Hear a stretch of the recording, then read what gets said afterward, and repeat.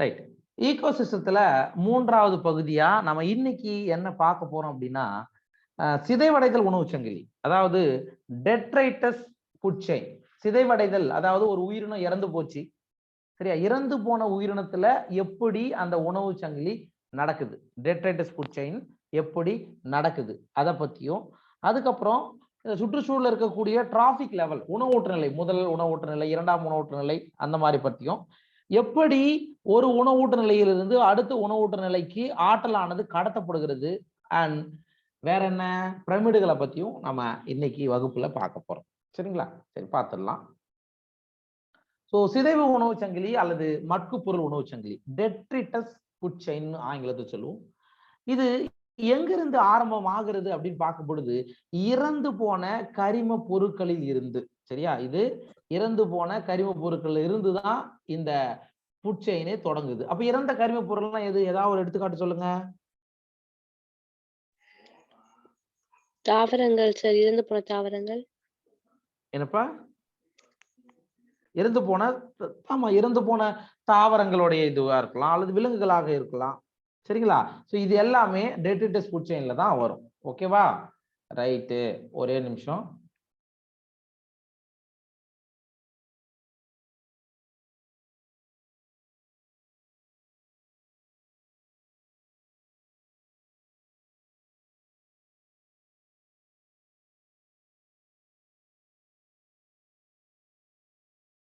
இப்ப சிதைவு உணவு சங்கிலி அல்லது மட்கு பொருள் உணவு சங்கிலின்னா ஏதாவது ஒரு இறந்து போன கரிம பொருட்கள். அப்ப ஒரு தாவரமா இருக்கலாம், அல்லது ஏதாவது ஒரு விலங்கினமா இருக்கலாம், அல்லது ஒரு புழுவினமாக கூட இருக்கலாம்ப்பா. அது இறந்து போன அந்த மக்குது இல்லைங்களா, அதுல இருந்து ஒரு ஃபுட் செயின் ஸ்டார்ட் ஆகும். அதுதான் நம்ம என்ன சொல்றோம்னா சிதைவு உணவு சங்கிலி அப்படின்னு சொல்றோம். ஓகேவா? அதுதான் நம்ம டெட்ரிட்டஸ் ஃபுட் செயின் சொல்றோம். It begins with dead organic matter. இது சிதைப்புயிர்களால் ஆனது. அப்ப இந்த ஃபுட் செயின் எதால் ஆனது? It is made up of decomposer. யார் யாரெல்லாம் பொதுவா டீகம்போசரா வருவாங்க அப்படின்னு பார்க்கும் பொழுது, மேபி பாக்டீரியாவா இருக்கலாம், பூஞ்சைகளா இருக்கலாம். சரி, இவைகள் தான் பிரச்சார ஊட்ட முறை உயிரிகள். இப்ப நமக்கு ஏற்கனவே படிச்சிருப்போம், இந்த பூஞ்சைகளை பத்தி நிறைய நம்ம படிச்சிருப்போம். சரியா? இப்ப ஏதாவது ஒரு பொருள் இறந்து போச்சு அப்படின்னா அதை மண்ணோட மண்ணா சிதைக்கக்கூடிய பணியை மேற்கொள்வது பூஞ்சைகளும் பாக்டீரியங்களும் தான். சரியா? அப்ப இந்த சிதைத்தல் வகை உணவு சங்கிலினா எதால ஆனது அப்படின்னா சிதைப்புயிரிகள், டீகம்போசர்னு சொல்றோம். சோ அப்ப ஏன் இதை சிதைக்குது அப்படின்னு பாத்தீங்கன்னா, இந்த பாக்டீரியா, பூஞ்சைகள் போன்றவைகளால தங்களுக்கு தேவையான உணவை தானே தயாரித்து கொள்ள இயலாது. அதனால இவைகள் பிரச்சார்பு ஊட்ட முறை கொண்டவைகள் அப்படின்னு நம்ம சொல்றோம். புரியுதா? Yes sir. ரைட். இங்க ஜஸ்ட் பாருங்கப்பா, டெட்ரிட்டஸ் ஃபுட் செயின் அப்படின்றது இந்த படத்தை பார்த்தீங்கன்னாவே தெரியும் உங்களுக்கு எப்படி இது நடக்குது அப்படின்னு பாருங்க. ஒரு இலை விழுந்து விட்டது, மரத்துல இருந்து ஒரு இலை விழுந்து விட்டு போச்சு. அது வந்து இறந்த இலை தானே. அத அத சின்ன சின்ன இந்த கரைப்பான்கள் போன்ற பூச்சிகள் அதை சாப்பிடுறாங்க. அதை யார் சாப்பிடுறா? ஒரு பறவை சாப்பிடுது. சரியா? அப்ப இங்க இங்க உற்பத்தியாளர் யாரு? இந்த டெட் லீவ்ஸ் தான் ப்ரொடியூசர். சரியா? இவர் யாரு? Primary consumer. இவர் யாரு? செகண்டரி கன்சியூமர் ஆர் டாப் கன்சியூமர்னு சொல்லலாம். ரைட்டா? ரைட். அதே மாதிரி ஏதாவது ஒரு விலங்கினம் செத்து போச்சு, சரியா? அதுதான் ப்ரொடியூசர். அது யாரு? அது வந்து எங்கன்னா புழு உருவாகத்தை நீங்க பார்க்கலாம். ரைட்டா? இவர் யாரு? பிரைமரி கன்சியூமரா வருவாரு. அந்த புழுவை யார் சாப்பிட்றா? ஒரு சின்ன இந்த மாதிரி அனிமல் சாப்பிடுதுன்னு வச்சுங்க, அது செகண்டரி கன்சியூமர்னு சொல்லலாம். இது புரியுதா? இந்த ஃபுட் செயின் புரியுதா ஓரளவுக்கு? Yes sir. ரைட்.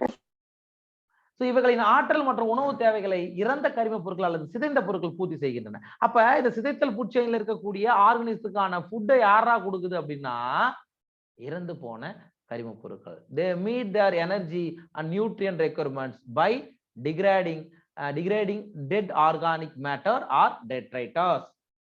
இவைகள் நாம் மட்குண்ணிகள் என்று அழைக்கின்றோம்.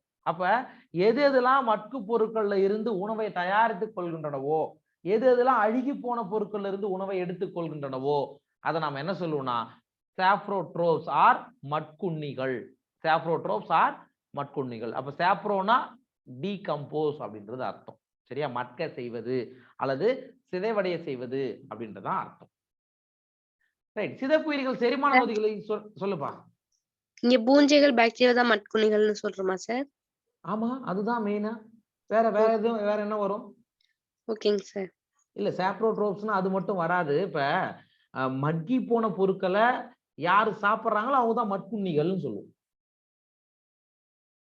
இப்ப பூஞ்சை வந்து இங்க பாருமா, ஒரு இறந்து போன பொருளை பூஞ்சை சாப்பிடுது தானே, அது டீக்ரேட் பண்ணுது தானே, அது நீங்க சொல்லலாம். இப்ப இல்லைன்னா ஒரு ஒரு ஒரு சின்ன ஏதாவது ஒண்ணு இருக்கு, அது ஒரு புழு சாப்பிடுது, அது ஒரு மட்குண்ணி தான். சரியா? மக்கி போன அழுகி போன பொருட்களை எதெல்லாம் சாப்பிடுதோ அது மட்குண்ணின்னு நீங்க சொல்லலாம். புரியுதா? Yes sir. ரைட். சிதைப்பொறிகள் செரிமான நொதிகளை சுரக்கின்றன. எப்ப பாருங்கப்பா, இப்போ ஒரு இறந்து போன உடலை நாம புதைக்கிறோம், அது அப்புறமா பார்த்தா செதஞ்சு போய் கிடக்குது. அப்ப அதுக்கு காரணம் பாக்டீரியாவோ பூஞ்சைகளா இருக்கலாம், ரைட்டா?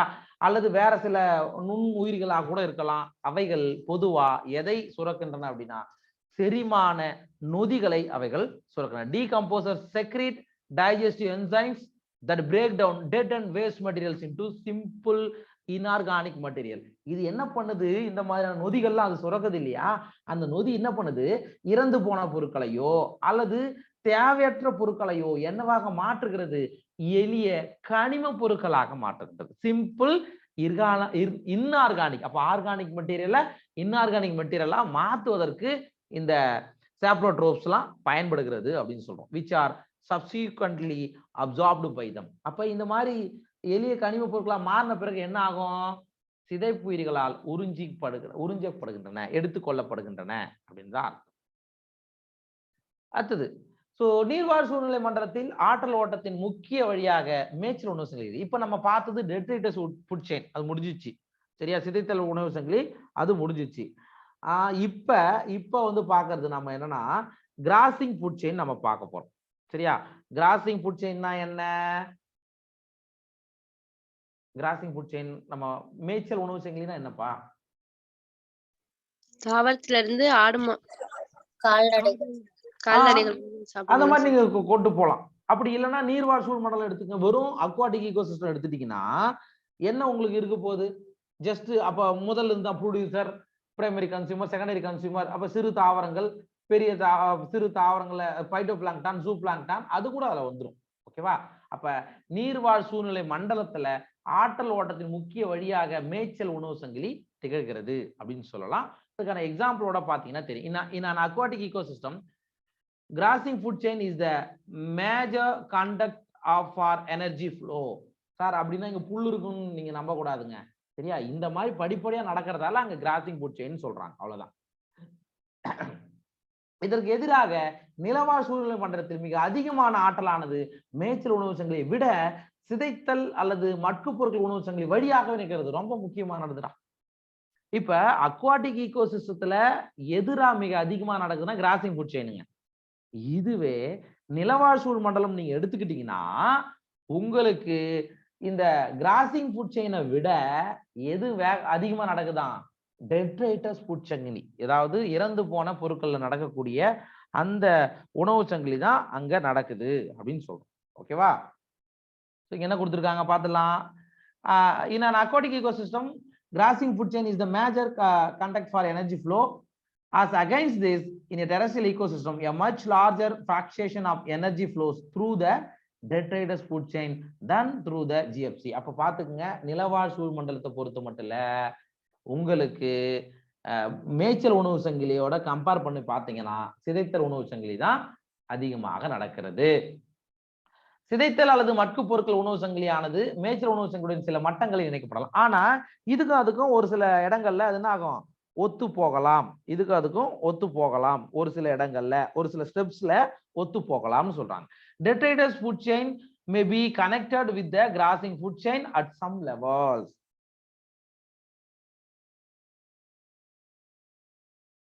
மட்கு பொருள் உணவு சங்கிலியின் சில உயிரிகள் மேய்ச்சல் உணவு சங்கிலியின் சில விலங்குகளுக்கு இரையாகின்றன. பார்க்கலாமே, கரெக்டா இருக்குமே. இப்ப மட்கு பொருள் உணவு சங்கிலியில நீங்க ஒரு புழுவை பாக்குறீங்க.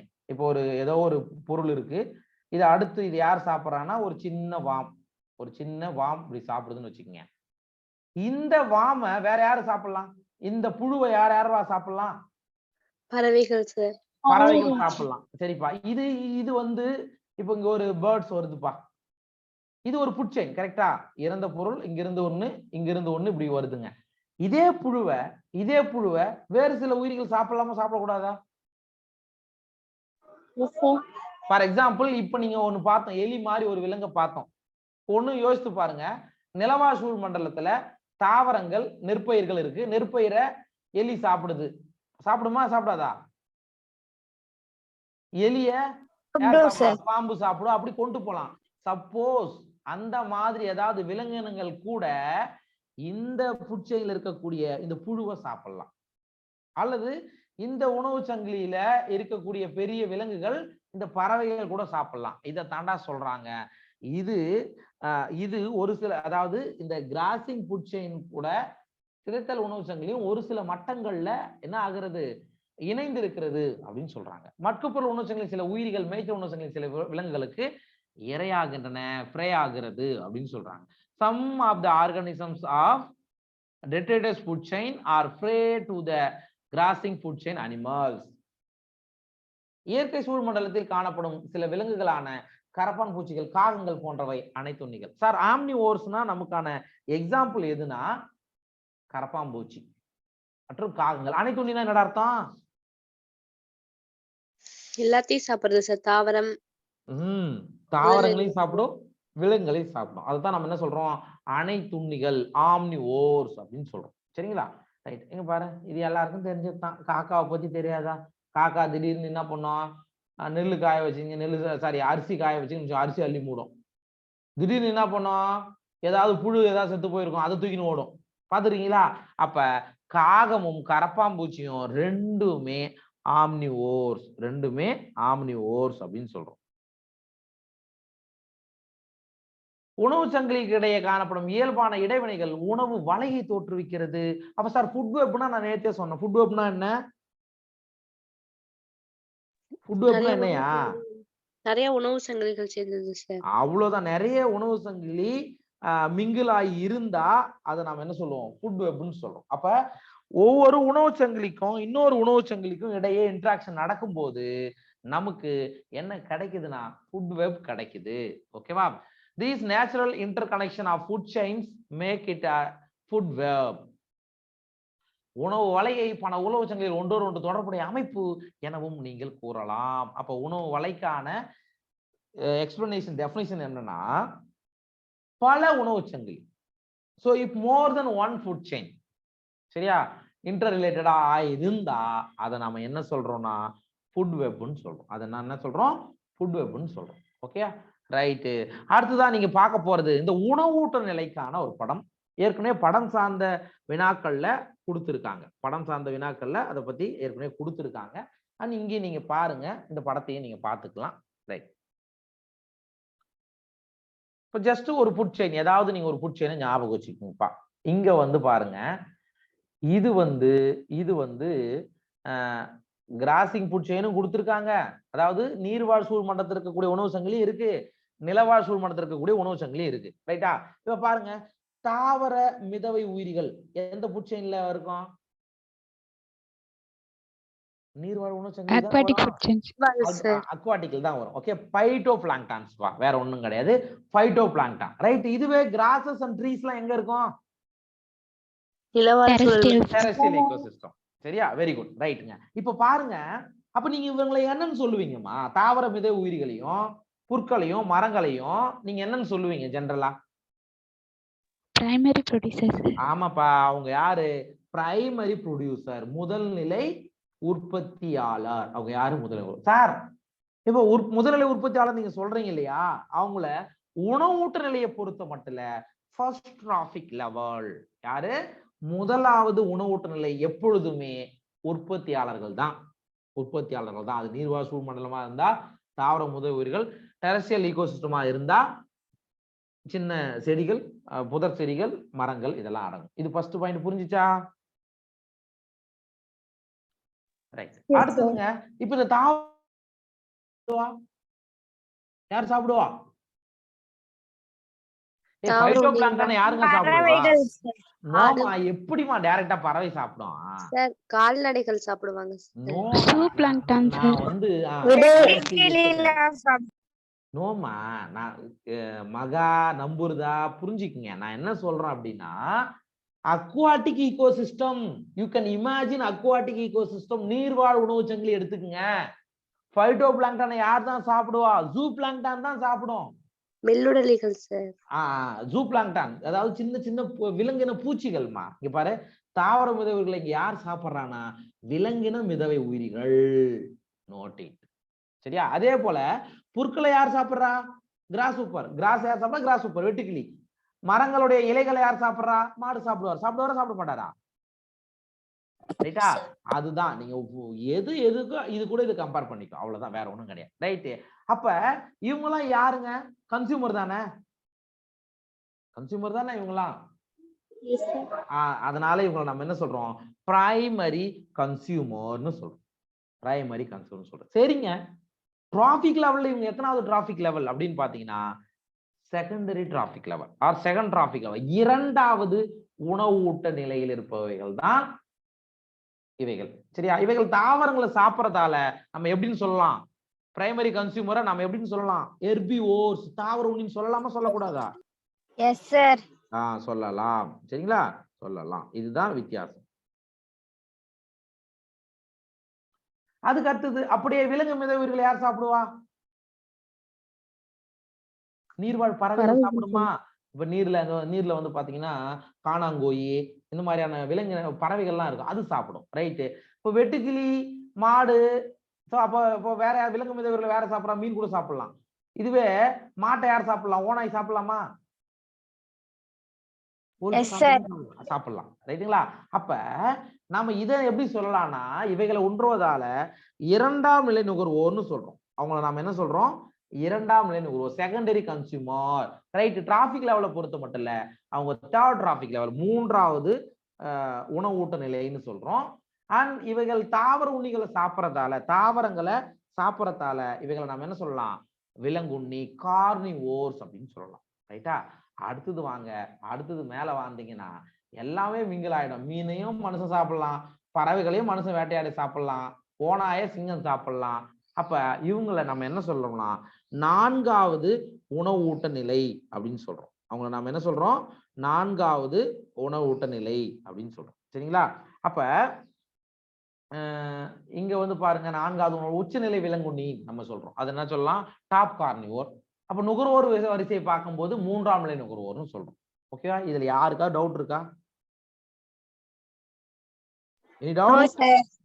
அவ்வளவுதான். அப்ப டிராபிக் லெவல்ன்றது உற்பத்தியாளர் தான் ஃபர்ஸ்ட் டிராபிக் லெவல், ப்ரொடியூசர் தான் first trophic level, primary consumer second trophic level, tertiary secondary consumer third traffic level, top most consumer fourth traffic level. இந்த மாதிரி நீங்க சொல்லிக்கிட்டே போகிட்டே இருக்கலாம். ஓகேவா? ரைட். இந்த படத்தை வச்சு ஏதாவது கேள்விகள் வந்தால் நீங்க தயாராக இருக்கணும். அதான் இது.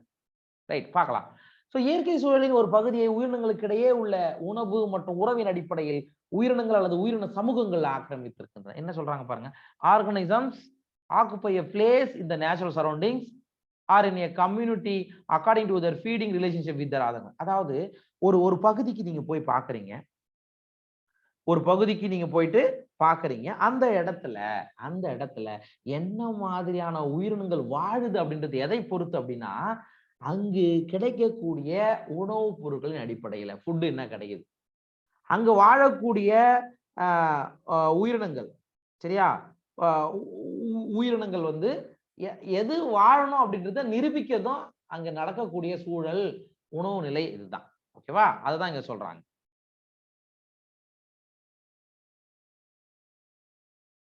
உணவு சங்கிலியின் ஒரு குறிப்பிட்ட பகுதியில் அவற்றின் ஊட்டச்சத்து மற்றும் உணவு தேவையின் அடிப்படையில் உயிரினங்கள் ஒரு குறிப்பிட்ட இடத்தை ஆக்கிரமிக்கின்றன. இது அவைகளுடைய ஊட்ட நிலை. அப்ப உணவு ஊட்ட நிலை அப்படின்னா என்ன அப்படின்னா, ஒரு ஃபுட் செயின் எடுத்துக்கிட்டீங்கன்னா அதுல ஒரு பர்டிகுலர் ரீஜன்ல, சரியா, எந்த வகையான ஊட்டச்சத்து தேவை, உணவு எந்த வகையில தேவை, அதன் அடிப்படையில அது ஆக்கிரமிக்கப்படுகிறது. அதை நாம என்ன சொல்றோம்னா ஊட்ட நிலை, டிராபிக் லெவல் அப்படின்னு சொல்றோம். டிராபிக் லெவல்னு சொல்றோம். ஓகேவா? ரைட். சோ இங்க என்ன கொடுத்திருக்காங்க பார்த்தலாம். So based on the source of their nutrition,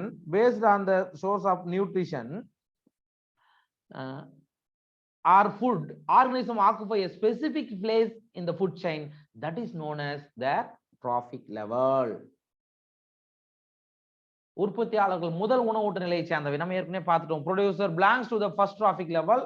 அதுக்கு அடுத்தது தாவர உண்ணிகள் இரண்டாம் உணவூட்ட நிலையை சேர்ந்தவர். அப்ப தாவர உண்ணிகளை நம்ம வேற மாதிரி என்ன சொல்லலாம்? பிரைமரி கன்சியூமர்னு சொல்லலாம். அப்ப விலங்குண்ணிகளை நீங்க என்ன கன்சியூமர் சொல்லுவீங்க? இரண்டாம் நிலை நுகர்வோர்கள். விலங்குண்ணிகளை நம்ம இரண்டாம் நிலை நுகர்வோர் அல்லது அதுவே இங்க பாத்துக்கோ டிராபிக் லெவல்னா மூன்றாவது அதாவது தேர்ட் டிராபிக் லெவல். சரியா? அப்ப நாம ப்ரொடியூசரை ஃபர்ஸ்ட் டிராபிக் லெவல்னு சொல்றோம். ஹெர்பிவோர்ஸ பிரைமரி கன்சியூமர் அல்லது செகண்ட் டிராபிக் லெவல்னு சொல்றோம். அதுக்கு அடுத்தது கார்னிவோர்ஸ என்ன சொல்றோம்?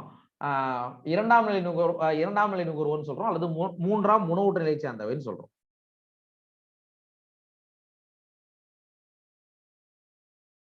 ஒரே நிமிஷம்டா.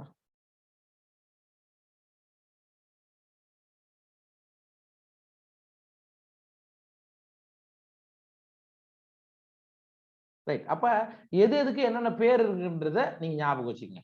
இதில் முக்கியமாக நாம் கவனிக்க வேண்டியது தொடர்ச்சியான உணவூட்ட மட்டங்களின் ஆற்றலின் அளவானது குறைகிறது. ரொம்ப ரொம்ப முக்கியம். இதுல நீங்க மெயினா நோட் பண்ண வேண்டிய விஷயம் அப்படின்னா the amount of energy decreases at successive traffic level. அப்படின்னா என்ன அர்த்தம்? ஃபர்ஸ்ட் டிராபிக் லெவல்ல இருந்து செகண்ட் டிராபிக் லெவலுக்கு போகும்போது எனர்ஜி என்ன ஆகும்? குறையுமா அதிகமாகுமா? குறைந்து கொண்டேதான் போகும். உற்பத்தி ஃபார் எக்ஸாம்பிள் புல்வெளியில மிக அதிகமான எனர்ஜி இருக்கும். அதை விட தாவர உண்ணிகளுக்கு போகும்போது அதை விட கொஞ்சம் குறைக்கும். சரியா? அங்கிருந்து விலங்குண்ணிக்கு போகும்போது அதை விட எனர்ஜி குறையும். அப்போ கொஞ்சம் எனர்ஜி என்ன ஆகும்? வெப்பமா ஹீட்டா என்ன ஆகும்? வெளியில லாஸ் ஆகும்னு சொல்றாங்க. ஓகேயா? எந்த ஒரு உயிரினமாக இருந்தாலும் அது மட்கு பொருளாக அல்லது இறந்த உயிர்த்திரளாக மாற்றப்படுகிறது. ரைட்டு? எந்த ஒரு உயிரினமாக இருந்தாலும் நான் இறந்து போச்சுன்னா என்ன ஆகும்? மட்கு பொருளா மாறிடும். அல்லது அது ஸ்டோர் பண்ணி வைக்கிறத பொறுத்து அது என்ன சொல்றோம்? பயோமாஸ் அப்படின்னு சொல்றோம். ஆர் டெட் பயோமாஸ் சொல்லியிருக்காங்க. Right? When any organism dies, it is converted into detritus or dead biomass that serves as an energy source for decomposer. அப்ப நீங்க யோசித்து பாருங்க. ஏதாவது ஒரு உயிரினம் செத்து போச்சு. சரியா? அது என்னவா மாறும்? ஒரு மட்கி போன பொருளா மாறும் அல்லது மட்கி போன டெட்டான ஒரு பயோமாஸாக மாற்றப்படும் சொல்றோம். இது சிதைப்புயிர்களுக்கு ஆற்றல் வழங்கும் மூலமாக தருகிறது. அப்ப நம்ம தான் தெரியுமே. இப்ப டெட்ரிட்டஸ் ஃபுட் செயின்னாவே அவங்களுக்கு சோர்ஸ் யாரு? மக்கி போன பொருள் தான். ஒவ்வொரு உணவூட்ட மட்டத்தில் உள்ள உயிரினங்களும் தங்களின் ஆற்றல் தேவைக்காக கீழ் உள்ள குறைந்த உணவூட்ட மட்டத்தில் உள்ள உயிரினங்களே சார்ந்திருக்குங்க. கரெக்ட் தானே?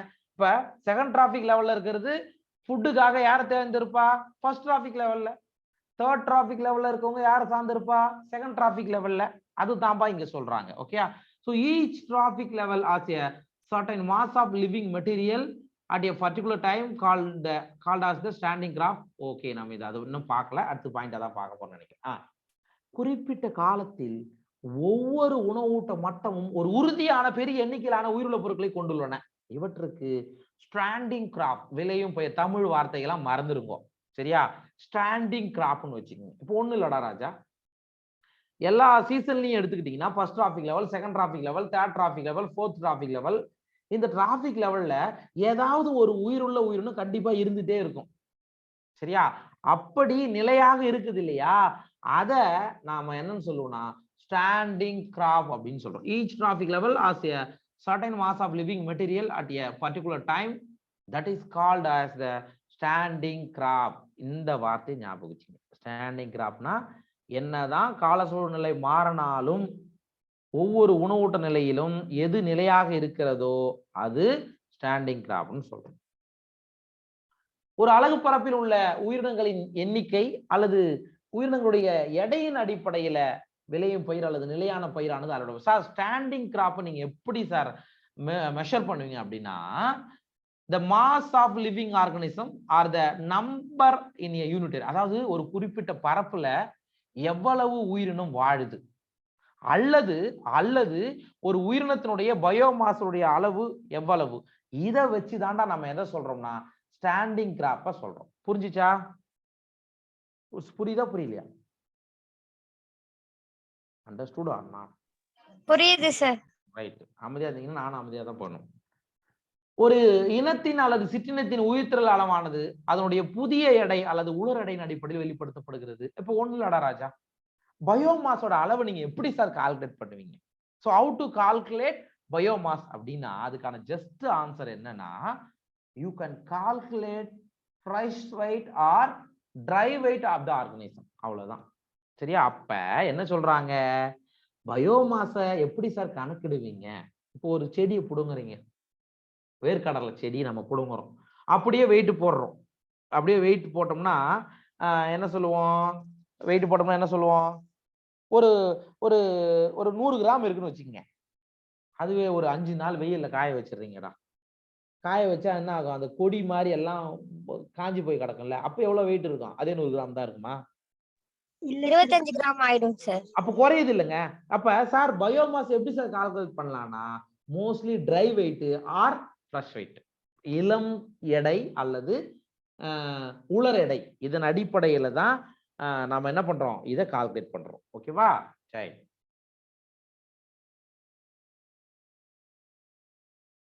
உயிர்த்திரளை உயிர்த்திரளை அளவிடுவதற்கு உகந்தது, துல்லியமானது எதுனா உலர் எடை தாங்க. இதை நீங்க ஞாபகம் வச்சுங்க. So measurement of biomass in terms of dry weight is more accurate. சரியா? அப்ப சார் உலர் எடை பெஸ்டா அல்லது ஃப்ரெஷ் வெயிட் பெஸ்டா அப்படின்னு பாத்தீங்கன்னா, நீங்க ஒரு பயோமாஸை கால்குலேட் பண்றதுக்கு ட்ரை வெயிட் தான்டா. எல்லாம் உள்ள இருக்கக்கூடிய நீர் சத்து எல்லாம் போன பிறகு எவ்வளவு இடம் இருக்கோ அப்படி வச்சுதான் நீங்க என்ன பண்ணுவீங்க, பயோமாஸை கால்குலேட் பண்ண முடியும். ரைட். அடுத்தது, மேய்ச்சல் உணவுச்சங்களின் உணவூட்ட மட்டங்களின் எண்ணிக்கையானது 10% சட்டத்தின் அடிப்படையில் வரையறுக்கப்பட்டுள்ளது. 10% லா அப்படின்னா என்னடா அர்த்தம்? உங்களுக்கு தான் தெரியுமே, ஏற்கனவே சொல்லுங்க. ஒவ்வொரு ஆற்றல் மட்டத்திலேயே 10% ஆற்றல் வந்து இழக்கப்படும் சார் வெப்பமா. For example, from first trophic level to second trophic level, அதாவது முதல் உணவூட்ட மட்டத்தில் இருந்து இரண்டாம் உணவூட்ட மட்டத்துக்கு போகும்போது 10% ஆற்றல் இழந்துவிடும்.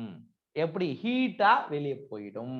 அடுத்து இரண்டாவது டிராபிக் லெவல் இருந்து, இரண்டாவது உணவூட்ட மட்டத்தில் இருந்து மூன்றாவது உணவூட்டத்துக்கு போகும்போது இரண்டாவது உணவூட்டத்தில் இருந்து ஒரு 10% இழக்கப்படும், வெப்பமாக இழக்கப்படும். இதுதான்டா 10%. ஓகேவா? ரைட். இங்கிலீஷ் என்ன கொடுத்துருக்காங்க பார்த்துடலாம். The transfer of energy follows 10% law. Only 10% of the energy is transferred to each traffic level from the lower traffic level. அப்படின்னா என்ன சொல்றாங்க? குறைவான உணவூட்ட நிலை. அப்ப குறைவான உணவூட்ட நிலைன்னா யாரு? உற்பத்தியாளர். அப்ப உற்பத்தியாளர்ல இருந்து முதல் நுகர்வோருக்கு செல்லும் பொழுது ஒரு 10% எனர்ஜி லாஸ் ஆயிடும். அடுத்தது, நீங்க அதாவது கன்சியூமர், அந்த புற்கள், அது ஒரு புற்கள்ல சாப்பிடக்கூடிய முயல் ஒரு கன்சியூமர், அங்கிருந்து அடுத்த உணவூட்ட நிலைக்கு போகும்போது இன்னொரு 10% குறைஞ்சிடும். இதுதான்டா 10% லா அப்படின்னு சொல்றோம். Okay. In nature it is possible to have so many levels, producer, herbivore, primary carnivore, secondary carnivore, இந்த கிராசிங் ஃபுட் செயின் நம்ம பின்னாடி பார்க்கலாம். இயற்கையில் இது பல படிகளை கொண்டிருக்கலாம். அதாவது ஒரு கிராசிங் ஃபுட் செயின் எடுத்துட்டீங்கன்னா, ஃபர்ஸ்ட் டிராபிக் லெவல் யாரு? உற்பத்தியாளர். முதலாவது உணவூட்ட நிலை ப்ரொடியூசர். ரைட்டா? புல்லு. ஓகே, இது யார் சொல்லலாம்? புல்லுன்னு வச்சுக்கங்க. இது செகண்ட் டிராபிக் லெவல், தாவர உண்ணிகள் செகண்ட் டிராபிக் லெவல். அப்ப ஃபார் எக்ஸாம்பிள் நீங்க என்ன சொல்லலாம்? ஒரு எதை வச்சுக்கலாம்? முயல் வச்சுக்கலாமா? ரைட், முயல் second trophic level or herbivores. சரி, அல்லது கன்சியூமரா? என்ன கன்சியூமர் இவங்க? Primary consumer. ரைட். அடுத்தது, இந்த ரேபிட்ட யார் சாப்பிடுவா? முதல்நிலை விலங்குண்ணி யாரு? முயலை யாரா சாப்பிடுவா? அடுத்தது மனிதன் சார். டைரக்டா மனுஷன் போக வேணாம், அடுத்த ஸ்டேஜுக்கு விட்டுரும். ஒரு ஏதோ ஒரு சின்ன விலங்கு அதை வேட்டையாடுதுன்னு வச்சுக்கோங்க. ரைட்டா? அவங்கள நாம என்ன சொல்லுவோம்? Primary carnivore. அப்ப டிராபிக் லெவல்லாம் இங்க எத்தனாவது டிராபிக் லெவல்? இவரு உணவூட்ட நிலை எத்தனாவது? Third traffic level. சரியா? ரைட். அந்த முதல்நிலை விலங்குண்ணிய இன்னொரு விலங்குண்ணி சாப்பிடும், அது செகண்டரி கார்னிவோர்னு சொல்றோம். இவங்க ஃபோர்த் டிராபிக் லெவல்னு சொல்லுவாங்க. இப்படிதான் நாங்க நடக்கும். Right sir. Energy flow. சரியா? அதாவது ஒவ்வொரு வெவ்வேறு விதமான உணவூட்ட நிலையில எப்படி ஆற்றலானது கடத்தப்படுகிறது என்பதை நாம இந்த படத்துல பார்க்கலாம். இதுவும் நம்முடைய என்சிஆர்டியோட படம் தான். ஜஸ்ட் பாருங்க. இது வந்து நமக்கு தெரியும், இந்த இதுல இந்த இந்த புவியில, இந்த பூமியில மோஸ்ட்லி ஆற்றலினுடைய மூலமாக சோர்ஸ் ஆஃப் எனர்ஜி யாரா? யார்தான்? சூரியன் சார். சன் தாங்க, சூரியன் தாங்க. சரியா? அப்ப என்ன ஆகுறது? ஜஸ்ட் நீங்க பாருங்க, சூரியனிடமிருந்து சூரிய ஒளியை தாவரங்கள் ஒளிச்சேர்க்கையின் போது பெற்றுக் கொள்கின்றன. கரெக்டா? கரெக்டா இல்லையா? Okay right. அப்ப இங்க யார் ப்ரொடியூசர்? இவர்தான். தாவரங்கள் தான் எப்பவுமே ப்ரொடியூசரா இருப்பாரு. ஏன்னா இவர்கள் ஆட்டோட்ராபிக். சரியா? ஆட்டோட்ராபிக்னா என்ன? தங்களுக்கு தேவையான உணவை தானே தயாரித்துக் கொள்ளக்கூடியவைன்னு உங்களுக்கு சொல்லலாம். கரெக்டுங்களா? ரைட்டு. சோ இவரை நம்ம டிராபிக் லெவலை பொறுத்த மட்டும் இல்ல, first trophic level or producer அப்படின்னு நீங்க சொல்லிக்கலாம். ரைட்டுங்க. அடுத்தது இங்க பாருங்க, இங்க என்ன கொடுத்திருக்கான்? ஒரு சின்ன பூச்சியினம், புழுவினம் இந்த தாவர இலைகளை சாப்பிடுதுன்னு வச்சுக்கோங்க. அப்ப இவர் யார்? இவரு இது செகண்ட் டிராபிக் லெவல். ஓகே, இது வந்து செகண்ட் டிராபிக் லெவல், இரண்டாம் உணவோட்ட நிலை. பிரைமரி கன்சியூமர் அல்லது வேற எப்படி சொல்லலாம்? ஹெர்பிவோர், தாவர உண்ணிகள்னு சொல்லலாம். சரியா? அப்ப இங்க பாருங்க, இதை சாப்பிடும் பொழுது எனர்ஜி என்ன ஆகிறது? லாஸ் ஆகிறது. கொஞ்சம் எனர்ஜி வெளியே போகுது, கொஞ்சம் எனர்ஜி இதுக்கு வருது. ஓகேவா? ரைட்டு. இந்த புழுவை இன்னும் ஒரு சின்ன பறவை சாப்பிடுதுங்க. அப்ப இந்த பறவை எதுல வரும்? தேர்ட் டிராபிக் லெவல், மூன்றாவது உணவூட்ட நிலை. கன்சியூமர் பிரகாரம் நீங்க சொன்னீங்கன்னா செகண்டரி கன்சியூமர். அண்ட் தாவரத்தை உண்ணுதா விலங்கு உண்ணுதான்னு பாத்தீங்கன்னா அது விலங்குண்ணிகள், கார்னிவோர்னு சொல்றோம். இது வரைக்கும் புரியுதா? அப்ப இங்கிருந்து இங்கு போகும்போது கொஞ்சம் எனர்ஜி வெப்பமா வெளியில எழுந்தது, ஈட்டா வெளியில லாஸ் ஆயிடுது. மீதி இருக்கிறவருடைய எனர்ஜி தான் இதுக்கு போகுது. கரெக்டா? புரியுதா? புரியலையா? Yes sir. ரைட். இந்த சின்ன பறவைய பெரிய பறவை வேட்டையாடுது. அப்ப இவர் எதுல உணவூட்ட நிலையை பொறுத்த மட்டும் இல்ல, 1 2 3 4வது உணவூட்ட நிலை, ஃபோர்த் டிராபிக் லெவல். கன்சியூமரை பொறுத்த மாதிரில டெர்ஷியரி கன்சியூமர் அல்லது உச்சநிலை விலங்குண்ணி, என்ன சொல்றோம்? டாப் கார்னிவோர்னு சொல்றோம். புரியுதா? ரைட். இப்படி ஒரு சங்கிலி நடந்துருதுங்க. ரைட்டுங்க. வேற சிதைத்தல் உணவு சங்கிலின்னு ஒண்ணு நடக்கும்ல. இங்க பாருங்க, இந்த பறவை செத்து போகுதுங்க. இந்த பறவை செத்து போகுதுன்னு வச்சுக்கோங்க. அப்ப அந்த பறவைய சின்ன சின்ன இந்த மாதிரியான என்னது பூச்சினங்கள் என்ன சிதைக்க செய்கிறதுன்னு வச்சுக்கோங்க. அப்ப இங்கிருந்து இங்க வரும்போதும் ஒரு கொஞ்சம் எனர்ஜி இங்க வரும், கொஞ்சம் எனர்ஜி லாஸ் ஆஃப் போயிடும். அதே போல தாவரங்கள் இறந்து போச்சுன்னு வச்சுக்கோங்க, அதுவும் மண்ணுல சிதைக்கப்படுகிறது. அப்பவும் கொஞ்சம் எனர்ஜி லாஸ் ஆயிடும், மீதி எனர்ஜி தான் இங்க வரும். ஓகே. ஒரு சில புழுவினங்களை இறந்து போச்சுன்னா அதுவும் என்ன ஆகும்? மண்ணுல மக்க போகும், கொஞ்சம் எனர்ஜி வெளியே போயிடும். பறவை இனங்கள் இறந்து போச்சுனாலும் அதே கதை தான். இப்படி தாண்டா வெவ்வேறு உணவு மட்டங்கள்ல நமக்கு ஆற்றலானது கடத்தப்படுகிறது. இது புரியுதா? Yes sir. ரைட். எப்படி எந்தெந்த டிராபிக் லெவல்ல நடக்குது அப்படின்றத நீங்க பாத்துக்கோங்க. அடுத்ததா நம்ம என்ன பார்க்க போறோம் அப்படின்னா, ஈகாலஜிக்கல் பிரமிட்ஸ், அதாவது சூழ்நிலை கோபுரங்கள் அப்படின்னு சொல்லுவோம், அல்லது உணவு பிரமிடுகள்னு சொல்லலாம், அல்லது எல்டோனியன் பிரமிட்கள்னு சொல்லலாம். Ecological pyramids are Eltonian pyramids. ஏன் எல்டோனியன் பிரமிட்னு சொல்லணும்னா அவர் தாண்டா ஃபர்ஸ்ட் இத பத்தி சொன்னாரு, அதனால எல்டோனியன் பிரமிட்னு கூட சொல்லலாம். ரைட்டா? சோ பிரமிட்னா எதை குறிப்பதற்காக பிரமிட் மாதிரி நம்ம வரையறோம் ஈகாலஜில?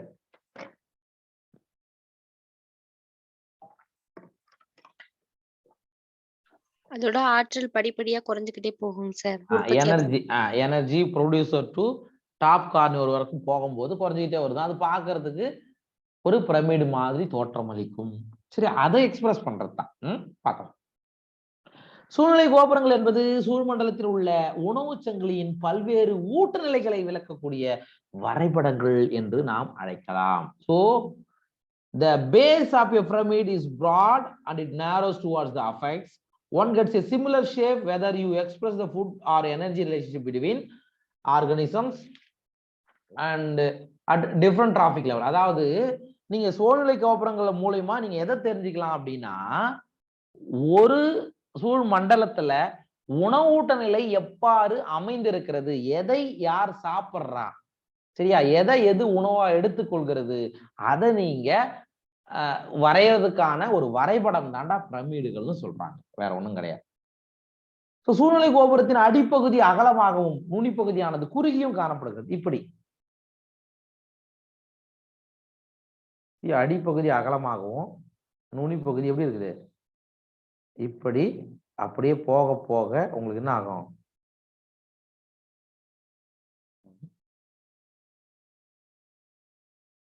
இப்படி சரியா? என்ன படம் அடியில உங்களுக்கு பிராடா இருக்கும், போக போக குறைந்து கொண்டே போகும். இதுதான் அதனுடைய shape. The base of each pyramid represents the this relationship is expressed in terms of number, biomass or energy. அதை நம்ம பார்க்கலாம். ஸோ இதில் உற்பத்தியாளர் எங்க இருக்காரு? இவர் தான் ப்ரொடியூசர்.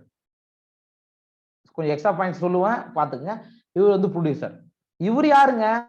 இவர் தான் தாவர உண்ணிகள்.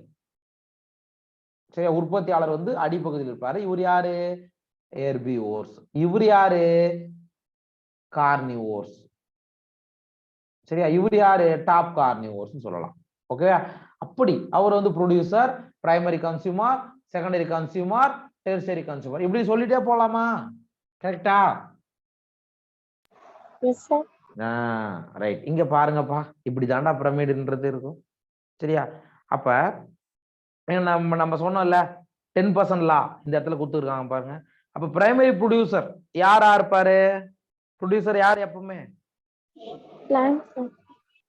பிளான்ட்ஸ் தான். அப்ப 100% எனர்ஜி இருக்குங்க. அங்க இருந்து பிரைமரி கன்சியூமர் போகும்போது என்ன ஆகுறது? வெறும் 10% ஆஃப் எனர்ஜி மட்டும் தான் இங்க போகுது. மீதி 90% என்ன ஆகுது? ஹீட்டா வெளியே போயிடுது. பிரைமரி கன்சியூமர்ல இருந்து செகண்டரி கன்சியூமர் போகும்போது இதுல இருந்து 10% ஆன, அதாவது 10ல 10% 1% தான். சரியா? அது செகண்டரி கன்சியூமர். அங்கிருந்து 0.1, அங்கிருந்து 0.01. இந்த மாதிரி போக போக குறைஞ்சுக்கிட்டே போகிறதுனால இந்த ஷேப்பை நம்ம என்ன சொல்றோம்னா பிரமிட்னு சொல்றோம். புரிஞ்சுச்சா இப்ப? சூழ்நிலை கோபுரங்கள் சார்லஸ் எல்டன் என்பதால் மேம்படுத்தப்படுது. எனவே இது எல்டோனியன் பிரமிடுகள் என்று அழைக்கப்படுகிறது. சார், இது extra point sir. If you want, you can write it. Note பண்ணிக்கலாம். சரியா? இது ஆல்ரெடி உங்க புக்ல கொடுத்துருக்குன்னா இல்லையா? இருக்குங்க சார். இருக்கு சார். ஓகே. இதன் மூலம் வெவ்வேறு ஊட்டநிலையில் உள்ள உயிரினங்களுக்கு இடையான உணவு அல்லது ஆற்றல் ஓட்ட உறவை அறிந்து கொள்ளலாம். நம்ம ஏற்கனவே சொல்லிட்டோம், பிரமிடுகள் மூலமா நீங்க எதை கண்டுபிடிச்சீங்க அப்படின்னா டிஃப்ரெண்ட் டிராபிக் லெவல்ல இருக்கக்கூடிய ஆர்கனிஸ்டுக்கு இடையே இருக்கக்கூடிய இன்டர் ரிலேஷன்ஷிப்பை நீங்க அறிந்து கொள்ளலாம்னு சொல்றோம்.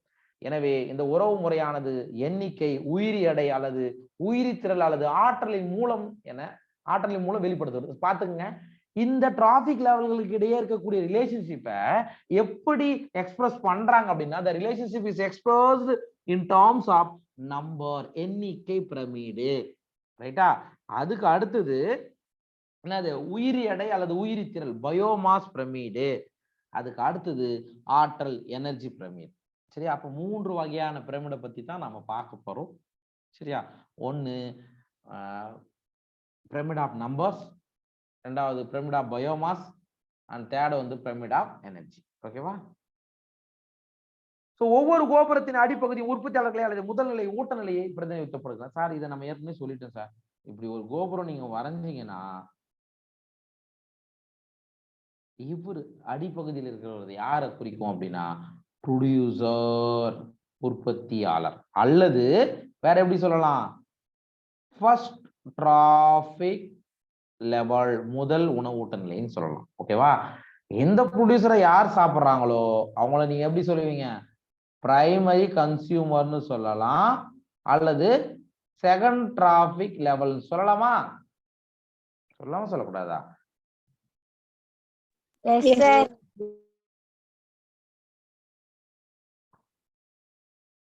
அதே நேரத்தில் உச்சநிலையான 3ஆம் நிலை அல்லது உயர்மட்ட நிலை நுகர்வோரை குறிக்கிறது. இங்க யார் தான் இருப்பார்? ஒன்லி கன்சியூமர் தான் இருப்பார். அங்க போய் ப்ரொடியூசர்லாம் இருக்க மாட்டாரு. Okay, so the base of each pyramid represents the producer or the first trophic level, while the affix represents tertiary or top level consumer. ஓகேவா? இந்த படத்தை பாருங்க. இது வந்து என்ன பிரமிட் அப்படின்னா ஃபர்ஸ்ட் தோணு உயிர்த்திரள் பிரமிட் கொடுத்துட்டு இருக்கோம்னா ரைட், பிரமிட் ஆஃப் பயோமாஸ். ரைட்டா? ரைட், பார்க்கலாம். ஸோ உலர் எடை கிலோகிராம் M-2. சரியா? இப்படி நம்ம அதோட யூனிட்டா நம்ம சொல்லிக்கலாம். இப்ப பாருங்க,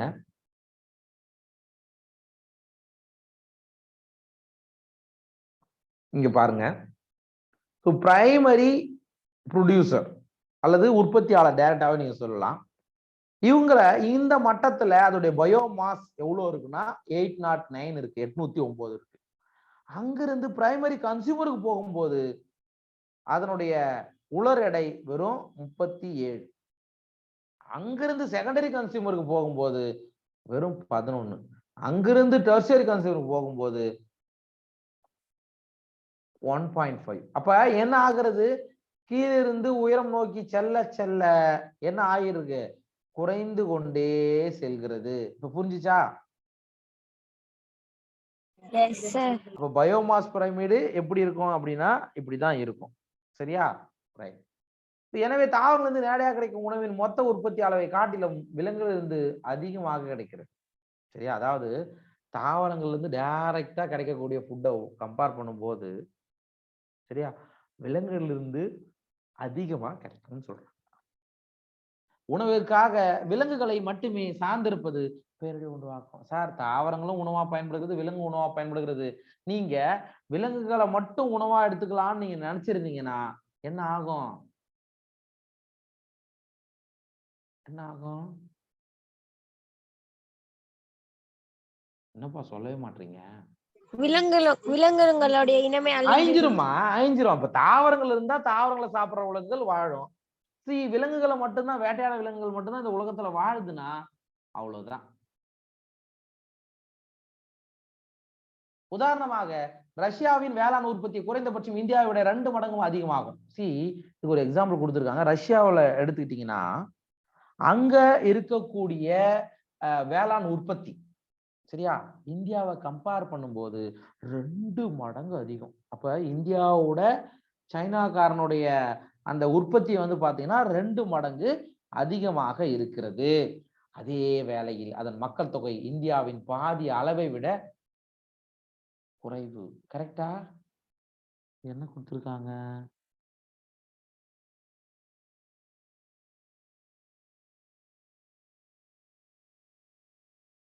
இது எக்ஸ்ட்ரா பாயிண்ட்ஸ் தான், நீங்க ஒன்றும் ஒரி பண்ணிக்க வேண்டியது கிடையாது. ரைட்டா? ஸோ ரஷ்யாவுடைய வேளாண் உற்பத்தி குறைந்தபட்சம் கரெக்டு தான்ப்பா. சாரி நான் சீனான்னு சொல்லிட்டு கன்ஃபியூஸ் ஆயிட்டேன். கரெக்டு தான். இப்ப இந்தியாவுடைய மக்கள் தொகையும் ரஷ்யாவில் இருக்கக்கூடிய மக்கள் தொகையும் ஒண்ணா? No sir. அப்ப நம்மளோட வேளாண் உற்பத்தியில ரஷ்யா 2 மடங்கா இருந்தா கூட ஆனா மக்கள் தொகையை பொறுத்த மட்டும் இல்ல இந்தியாவை விட பாதி தான் இருக்கு. சரியா? இந்தியாவோட கொஞ்சம் கம்மியா தான் இருக்கு அப்படின்னு சொல்றாங்க. ஓகேவா? மக்கள் தொகையில கம்மி, ஆனா விவசாய எரிபொருட்கள் அல்லது உற்பத்தி திறனை பொறுத்த மட்டும் அதிகம்னு சொல்றோம். ஓகேவா? இந்தியா தானிய உற்பத்தியில் உபரியாக இருந்த போதிலும் ரஷ்யர்கள் மிக அதிக அளவில் தானியங்களை இறக்குமதி செய்கின்றனர். என்னதான் நம்ம வந்து நிறைய தானியங்களை உற்பத்தி செஞ்சா கூட, தன்னிறைவு பெற்றிருந்தாக கூட ரஷ்யாக்காரங்க அப்படி கிடையாது. சரியா? நிறைய தானியங்கள் என்ன பண்றாங்க? இறக்குமதி செய்து கொள்கிறார்கள். இதனால் தான் பெரும்பாலான இந்தியர்கள் சைவ உணவு உட்கொள்பவர்களாக இருப்பதால் முதல்நிலை ஊட்டநிலை அமைப்பையும், பெரும்பாலான ரஷ்யர்கள் அசைவ உணவு உட்கொள்வர்களாக இருப்பதால் 2ஆம் நிலை ஊட்டநிலை அமைப்பும் உணவுக்காக சார்ந்திருக்காங்க. அப்ப இந்தியர்கள்லாம் பெரும்பாலும் வெஜ்ஜி சாப்பாடு தான் சாப்பிட்றாங்க. சரியா? ஆனா ரஷ்யாவை கம்பேர் பண்ணும்போது நிறைய நான்வெஜ்ஜாகத்தான் இருப்பாங்க. ரைட். தரைப்பகுதியின் உயிர்பொருள் கோபுரங்கள் நேரானவை. டெரஸ்ட்ரியல் ஹாபிட்ல இப்போ ஃபார் எக்ஸாம்பிள் நீங்க இந்த இதே மாதிரியான பயோமாஸ் பிரமிடை பொறுத்த மட்டும் இல்ல, தரையில எடுத்துட்டீங்கன்னா டெரஸ்ட்ரியல் ஹாபிட்டை பொறுத்த மட்டும் எப்படி இருக்கும்? நேராகத்தான் இருக்கும். ரைட்டா? நேராக மீன்ஸ் இப்படிதான். அப்ரைட் பிரமிட்னா இப்படிதான்பா இருக்கும். சரிங்களா? இப்படிதான் இருக்கும். இங்க பாருங்க, ஒரு அப்ரைட் பிரமிட். இங்க பாத்தீங்கன்னாவே உங்களுக்கு தெரியும், ப்ரொடியூசர் லெவல்ல 1000 கிலோகிராம் இருக்கு. 1000 கிலோகிராம் இருக்கு. அங்கிருந்து அதை சாப்பிடக்கூடிய ஹெர்பிவோருக்கு போகும்போது வெறும் 100 கிலோகிராம். ஸோ அங்கிருந்து ஒரு நரிக்கு போகும்போது 10 கேஜி, அங்கிருந்து ஒரு சிங்கத்துக்கு போகும்போது 1 கேஜி. இப்ப தெரியுதா எப்படி ஆற்றல் ஒவ்வொரு மட்டத்துல இருந்து கடத்தப்படுகிறது அப்படின்னு? புரியுதா? ஆனா புரியுதா இல்லையா? ஏன்னா பயோமாஸ்னா உயிர்த்திரள் எடைங்க, வேற ஒண்ணும் கிடையாதுங்க. எனர்ஜி இந்த மாதிரி தான் கடத்தப்படும். பார்க்கலாம். நமக்கு புக்ல கொடுத்திருக்கக்கூடிய படத்தை நீங்க பாருங்க. பயோமாஸ் பிரமிட் என்னது? பயோமாஸ் பிரமிட் உயிர்த்திரளின் உயிரிய உணவூட்ட நிலையில் ஒரு கூர்மையான உறவை குறைவை காட்டுகிறது. சரியா? இங்க பாருங்க என்ன எப்படி கொடுக்குது அப்படின்னு. பயோமாஸ் எடுத்துட்டீங்கன்னா எப்பவும் போலதான், ஏற்கனவே இந்த படத்தை நம்ம பார்த்துட்டோம்ல, அங்கிருந்து போக போக குறைந்து கொண்டே போகும்போது உங்களுக்கு என்ன ஆகும்? இது குறைஞ்சுக்கிட்டே போகும். நீர் வாழ்விட உயிர் பொருள்கள் கோபுரங்கள் தலைகீழானவை அல்லது இருபுறம் குறுகியவை. சார் இதுவே இந்த பயோமாஸ் பிரமிடை பொறுத்த மட்டும் இல்ல, எங்க எடுத்துக்கிறீங்க, ஒரு நீர்வாழ் சூழ்மண்டலம் எடுத்துக்கங்க. அங்க எப்படி இருக்கும்னா இந்த பிரமிடு எப்படி இருக்கும்? தலைகீழானதாக இருக்கும், இன்வெர்டட் ஷேப்ல இருக்கும். அல்லது ஒரு சில சமயங்கள்ல ரெண்டு பக்கமும் குறுகியும் காணப்படும். ரெண்டு பக்கமும் குறுகியும் காணப்படும். எக்ஸாம்பிள் பார்த்தாதான் உங்களுக்கு புரியும். பார்த்துடலாம். இங்க பாருங்க, biomass pyramid in aquatic ecosystem. இதான் ரொம்ப முக்கியம். ஸோ பயோமாஸ் பிரமிட் இன் டெரசியல் ஈகோசிஸ்டம் எப்படி இருக்கும்? அதாவது நிலவாழ் சூழ்மண்டலத்தில் உயிர்த்திரள் பொருள் பிரமிடு எப்படி இருக்கும்? நேரா இருக்குமா தலைகீழா இருக்குமா? அப்ரைட்டா இருக்கும் சார். அப்ரைட், நேராக இருக்கும். அதுவே இதே பயோமாஸ் பிரமிடு எங்க இதே பயோமாஸ் அக்வாட்டிக் ஈகோசிஸ்டத்துல எடுத்து பார்த்தீங்கன்னா அப்படியே தலைகீழாக இருக்கும். சரியா? அதான் அர்த்தம். இங்க பாருங்க, இன்வெர்டட் பிரமிடோடைய aquatic ecosystem. So inverted pyramid in aquatic ecosystem எப்படி இருக்கு பாருங்க. இப்ப இது எப்படி சார் தலைகீழா இருக்கு? இப்ப ஒண்ணும் இல்லடா, நம்ம ஒரு குளம் எடுத்துக்குங்க. இந்த குளத்துல இருக்கக்கூடிய பைட்டோ பிளாங்க்டோனுடைய வெயிட் எவ்வளவு இருக்கும் மேக்சிமம்? சும்மா ஒரு எக்ஸாம்பிள் சொல்றேன். ஒரு சின்ன குளம், அங்க ரொம்ப சின்ன சின்ன பூச்சிகள் தான்ப்பா. அது வந்து சின்ன சின்ன பூச்சிகள் தான். அதோட விட பயோமாஸ் அங்க கம்மியா தான் இருக்கும். அதை சாப்பிடக்கூடிய சின்ன மீன்கள் அதை விட பயோமாஸ் அதிகம். அதை சாப்பிடக்கூடிய பெரிய பயோமாஸ் அதை விட பெரிய மீன்கள் அதை விட பயோமாஸ் அதிகம். புரியுதா? அப்ப நீங்க இதை படமா வரைஞ்சீங்கன்னா இந்த மாதிரி இன்வெர்டட் ஷேப்ல தான் இருக்கும். இப்ப புரிஞ்சிச்சா? இன்வெர்டட் பிரமிடு புரியுதா? அதுதான் வித்தியாசம், வேற ஒண்ணும் கிடையாது. பொதுமையா பாத்துக்குங்க. சோ இது மட்டும் நம்ம என்சிஆர்ல கொடுத்திருக்கிறத கரெக்டா பாத்துக்கணும். சோ பயோமாஸ் பிரமிட் இன் டெரசியல் ஈகோசிஸ்டம், அதாவது நிலவாழ் சூழ்மண்டலத்தில் உயிர் பொருள் திரள் பிரமிடு எப்படி இருக்கும்?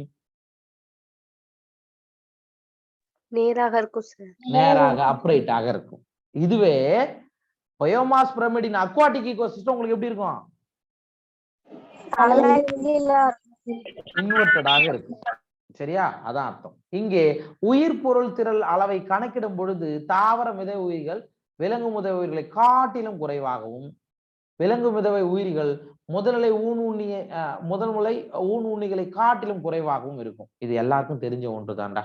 சரியா? இப்ப நம்ம அக்வாட்டிக் ஈகோசிஸ்டம் எடுத்துட்டீங்கன்னா பைட்டோ பிளாங்க்டன், அதை சாப்பிடுற சின்ன சின்ன விலங்கு மிதவை உயிரிகள், அதை சாப்பிடக்கூடிய வேறு சில மிதவை உயிரிகள், ஏதாவது மீன், ரைட்டா, இதெல்லாம் இருக்கும். அப்ப உங்களுக்கு இந்த மாதிரி பார்க்கும்போது பயோமாஸ் வந்து என்ன ஆகும்? மீன் மட்டத்துக்குலாம் போகும்போது ரொம்ப வெயிட் அதிகமாகும். அப்ப இந்த பிரமிடு தலைகீழாக இருக்கும்னு புரியும். ஓகே, இது அண்டர்ஸ்டுட் ஆயிருக்கும்னு நினைக்கிறேன். கடலில் உள்ள உயிரினத்தின் உயிரி எடை கோபுரம் அல்லது உயிர்த்திரள் பொதுவாக தலைகீழாகவே இருக்கும். சரி சார், அப்ப அக்வாட்டிக் ஈகோசிஸ்டம் எடுத்துக்கிட்டாவே கடலாக இருந்தாலும் சரி, ஏரியாக இருந்தாலும் சரி, குளமாக இருந்தாலும் சரி, அங்கெல்லாம் கண்டிப்பா உயிர் பொருள் திரள் பிரமிடு எப்படி இருக்கும்? தலைகீழாகத்தான் இருக்கும். ஏனெனில் தாவர மித உயிர்களை காட்டிலும் மீன்களின் உயிர் எடை மிகவும் அதிகமாக இருக்கும். ஏன்டா இது அப்படின்னா, தாவரங்களுடைய மித உயிர்களை நீங்க கம்பேர் பண்ணும்போது மீன்களுடைய உயிரி எடை என்ன ஆகும்? இன்க்ரீஸ் ஆகிருக்கும். அதுதான் காரணம்னு சொல்றான். இருப்பினும் ஒரு அலகு நேரத்தில் உருவாகும் உயிர் பொருள் திரளை கணக்கிடும் பொழுது இதன் கோபுரம் எப்பொழுதும் நேராக இருக்கும். அதாவது என்ன சொல்றாங்க பாத்தீங்கன்னா, ஒரு பர்டிகுலர் டைம்ல, சரியா, அங்க இருக்கக்கூடிய பயோமாஸ் நீங்க கால்குலேட் பண்ணீங்கன்னா அப்ப அது அப்ரைட்டாக இருக்குன்னு சொல்றாங்க. ரைட்டா?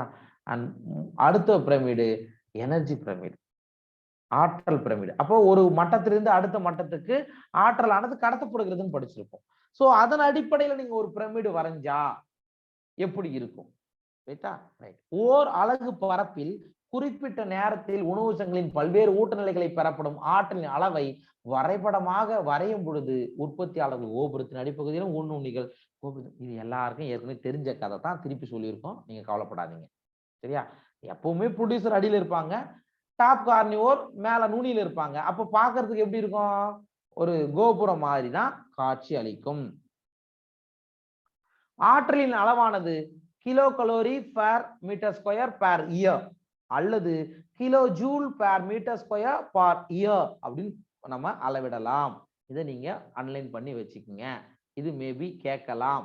இந்த முன்னாடியே நம்ம படிச்சிருப்போம், பார்த்துக்கோங்க. சூரிய கதிர்வீச்சில் இருந்து இவைகள் ஆற்றலை பெறுகின்றன. சரிப்பா, உற்பத்தியாளர்கள்லாம் யார்கிட்ட இருந்து ஆற்றலை எனர்ஜி பெற்றுக்கிறாங்க? சன்லைட்ல இருந்து தான், சூரியனிடம் இருந்து தான் இவைகள் பெற்றுக்கொள்கின்றன அப்படின்னு சொல்றோம். உற்பத்தியாளர்கள் அந்த ஆற்றலை பயன்படுத்தி வேதி ஆற்றலாக மாற்றி கரிமப் பொருட்களாக சேமிக்கின்றனர். கரெக்ட். அப்ப தாவரங்கள் என்ன பண்ணுது? சூரிய ஒளிய இயல் ஆற்றலை பயன்படுத்தி அது என்ன மாத்திக்குது? கெமிக்கல் எனர்ஜியா மாத்திக்குதுங்க. சரியா? அப்படிதான் ஸ்டோர் பண்ணி வைக்குது. அந்த ஆற்றலானது உயர்மட்ட ஊட்ட நிலையில் உள்ளதை விட கீழ்மட்ட ஊட்ட நிலையில் அதிக அளவு காணப்படுகிறது. எனர்ஜி ப்ரொடியூசர் லெவல்ல அதிகமாக இருக்குமா, அங்கிருந்து மேல போகும்போது எனர்ஜி கம்மியா இருக்குன்னு சொல்றாங்க. அவ்வளவுதான். அந்த உணவு சங்கிலியில் ஆற்றல் உச்ச ஊட்ட நிலையை அடையும் பொழுது குறைகிறது. காரணம் வெப்பமாக இழக்கப்படுகிறது. அப்ப டாப் கார்னிவோர் போகும்போது என்ன ஆகுறது அப்படின்னா கம்ப்ளீட்டா குறைஞ்சிக்கிட்டே போகுது. இதுக்கு காரணம் கொஞ்சம் வெப்பமாக இழக்கப்படுவதே இதுக்கு காரணம்னு சொல்றோம். மேலும் பல்வேறு ஊட்ட நிலைகளில் பல்வேறு வளர்ச்சிதை மாற்ற செயல்களுக்கு பயன்படுத்தப்படுகிறது. அப்ப வளர்ச்சிதை மாற்ற செயல்கள்லாம் என்ன? இப்ப ரெஸ்பிரேஷன்ல கொஞ்சம் எனர்ஜி லாஸ் ஆகுது இல்லையா, அதெல்லாம் இதுக்கு நீங்க எடுத்துக்காட்டா சொல்லலாம். ரைட்டு. இங்க பாருங்க, ஆற்றல் பிரமிடு, எனர்ஜி பிரமிடு. இப்ப பாருங்க, அப்ப ப்ரொடியூசர் லெவல்ல, பிரைமரி ப்ரொடியூசர் லெவல்ல 10,000 ஜூல் எனர்ஜி இருக்கு. அங்கிருந்து பிரைமரி கன்சியூமருக்கு போகும்போது 1000 ஜூல் எனர்ஜி. அங்கிருந்து செகண்டரி கன்சியூமருக்கு போகும்போது 100 ஜூல் எனர்ஜி. சரியா? அங்கிருந்து டெர்சரி கன்சியூமருக்கு போகும்போது 100 ஜூல் எனர்ஜி. சரி, அப்ப உலர் எடையை நீங்க எப்படி சொல்றாங்கன்னு பாத்துங்க. கிலோகிராம் மீட்டர் ஸ்கொயர் அப்படின்றதுல நம்ம சொல்றோம். அப்ப ஆற்றல் கோபுரம், ஆற்றல் பிரமிடு எப்பொழுதும் எந்த திசையில தான் இருக்கும்? சொல்லுங்க. அப்ரைட்டா இன்வெர்டடா? Upright sir. எப்பொழுதும் நேராகத்தான் இருக்கும். தலைகீழாக ஒருபோதும் ஆற்றல் கோபுரம் இருக்காது. புரிஞ்சுச்சா? இங்க பாருங்க, எனர்ஜி பிரமிட் நம்ம ஆல்ரெடி நீங்க பார்த்திருப்பீங்க. 10% லா பிரகாரம் அதேதான் இங்க. ஆற்றல் கோபுரமானது எப்பொழுதும் நிபந்த நிலையில் காணப்படுகிறது. இது எப்பொழுதும் தலைகீழாக மாறாது. ஏனெனில் ஆற்றல் ஓட்டமானது ஒரு குறிப்பிட்ட ஊட்ட நிலையில் இருந்து அடுத்த ஊட்ட நிலைக்கு தான் செல்லும். சரியா? ஒரு டிராபிக் லெவல்ல இருந்து அடுத்த டிராபிக் லெவல் போகிறதால எப்படி இருக்கும்? எனர்ஜி எப்படி இருக்கும்? எனர்ஜி ஓட்டம்னு பாத்தீங்க அப்படின்னா கொஞ்சம் கொஞ்சமா குறைஞ்சுக்கிட்டே போகும். அப்ப இந்த பிரமிடு எப்பொழுதும் நேராகத்தான், நிமிர்ந்த நிலையில் தான் இருக்கும். சரியா? இதையும் நீங்க ஞாபகம் வச்சுக்கங்க. எப்பொழுதுமே எனர்ஜி பிரமிடு எப்படிதான் இருக்கும்? நேரானதாகத்தான் இருக்கும். சரிங்களா? கொஞ்சம் ஆற்றலானது ஒரு நிலையிலிருந்து அடுத்த நிலைக்கு மாற்றப்படும் பொழுது வெப்ப வடிவில் இழக்கப்படுது. திருப்பி அதே கதை தான்டா. ஒரு டிராபிக் லெவல்ல இருந்து அடுத்த டிராபிக் லெவலுக்கு போனா என்ன ஆகும்? வெப்பமானது இழக்கப்பட்டு விடும். ஆற்றல் கோபுரத்தில் உள்ள ஒவ்வொரு பட்டையும் அந்த நேரத்தில் அல்லது அந்த ஆண்டில் ஒரு அலகு பரப்பில் உள்ள ஒவ்வொரு ஊட்ட நிலையிலும் உள்ள ஆற்றலின் அளவை குறிக்கிறது. சார், இப்படி நீங்க எனர்ஜி பிரமிடு நீங்க படம் வரையறீங்க. எனர்ஜி பிரமிடு இப்படி படம் வரையறீங்க. அப்ப ஒவ்வொரு இதுவும் எதை குறிக்கிறது தான்? ஒரு ஆண்டுல, சரியா, அல்லது ஒரு குறிப்பிட்ட நேரத்துல இந்த ஏரியாவுல நடந்த அந்த எனர்ஜி லெவலை குறிக்குது. அங்கிருந்து போக போக குறைந்து வருவதை அது காட்டுதுன்னு சொல்றாங்க. இருப்பினும் சூழ்மண்டல கோபுரங்கள் சில வரம்புகளை கொண்டுள்ளன. அவை 2 அல்லது அதற்கு மேற்பட்ட ஊட்ட நிலைகள் உள்ள ஒரே இனத்தை கணக்கில் எடுத்துக் கொள்வதில்லை. சரியா? அப்ப 2 ஊட்ட நிலையிலும் ஒரே மாதிரியான விலங்கு இருக்கும். இதையும் சாப்பிடும், அதையும் சாப்பிடும். அந்த மாதிரியான சூழ்நிலையில அதை நீங்க கணக்குல எடுத்துக்கொள்ள கூடாதுன்னு சொல்றாங்க.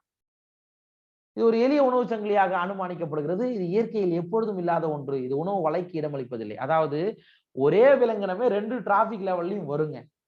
சரியா? அப்படி அந்த மாதிரி வந்தா அந்த செயினை எப்படி சொல்லுவீங்கன்னா ஒரு சிம்பிள் ஃபுட் செயின்னு சொல்லுவோம். ரைட்டா? மேலும் சூழ்மண்டலத்தில் சாருணிகள் முக்கிய இடத்தில் இருந்தாலும் அவற்றுக்கு சூழ்மண்டல கோபுரங்களால் எந்த இடமும் வழங்கப்படுதில்லை. இப்ப நீங்க ஈக்காலஜிக்கல் பிரமிட் நீங்க வரையறீங்கப்பா. சாருணிகள்னா யாரு? ஒரு உயிரினத்தை உணவுக்காக சார்ந்து வாழ்வானுங்க. அப்ப உணவுக்காக சார்ந்து வாழ்கின்றன. அதுக்குன்னு தனியா ஈக்காலஜிக்கல் பிரமிட் நம்ம வரையணுமானா வரைய தேவை கிடையாது. ரைட்டு. அடுத்தது நம்ம ஃபுட் செயின் அது நம்ம ஏற்கனவே பார்த்துருப்போம், இருந்தாலும் நம்ம அடுத்தது பார்க்கலாம். ரைட்டா? ரைட்டு. இப்ப சரி, இப்ப அடுத்த ஒரு கேள்வி கேட்கிறேன். டெரஸ்ட்ரியல் ஈகோசிஸ்டத்துல எண்ணிக்கை பிரமிடு எப்படி இருக்கும்? நம்பர் பிரமிட் அப்ரைட்டா இன்வெர்டடா? Upright sir. அப்ரைட்டா தான் இருக்கும். சரியா? ஞாபகம் வச்சுக்கங்க, எண்ணிக்கை பிரமிடு அப்ரைட்டா இருக்கும். அதே மாதிரி வேற என்ன பார்த்தோம்? எனர்ஜி பிரமிடு அப்ரைட்டா இருக்கும். ஆனா எது மட்டும் தான் இதுவா இருக்கும்னு படிச்சோம்? அக்வாட்டிக் ஈகோசிஸ்டத்தில் இருக்கக்கூடிய என்ன பிரமிடு?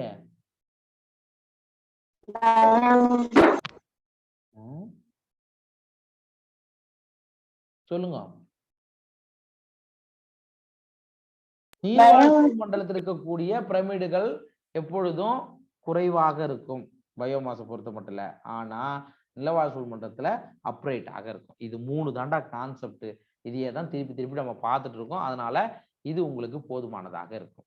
ஓகேவா? புரிஞ்சுச்சா? ரைட். இதோட இருக்கட்டும்ப்பா. இதோட கண்டினியூட்டி நம்ம வந்து அடுத்த கிளாஸ்ல நம்ம கண்டினியூ பண்ணிக்கலாம். ஓகேவா? ஓகேங்க sir. Okay, thank you so much. Thank you. Thank you, sir.